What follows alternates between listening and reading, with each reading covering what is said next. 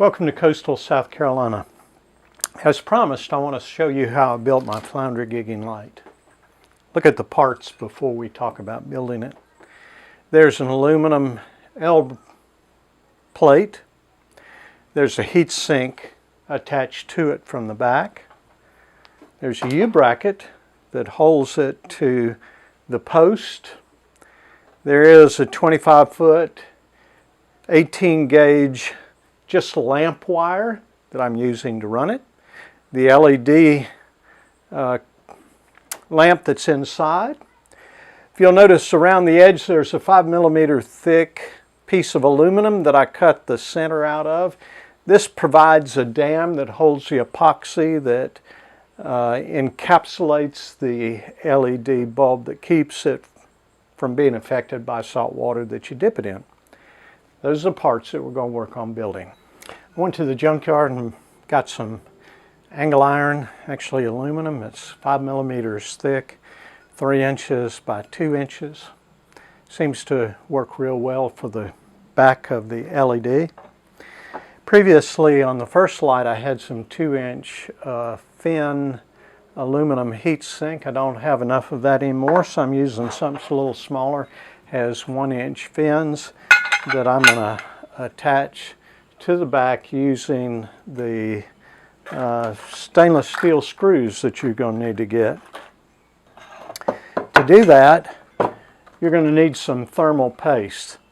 This paste you put behind your LED chip and between the heatsink and the aluminum angle iron. This just facilitates the heat moving through, makes it better at relieving the heat.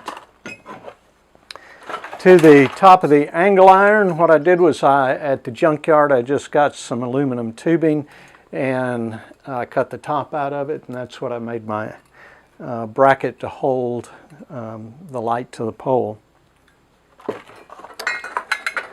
To run the light, what I have is 25 feet of 14-gauge lamp wire. I just got best price I could on that. It attaches the light to a 600-watt booster.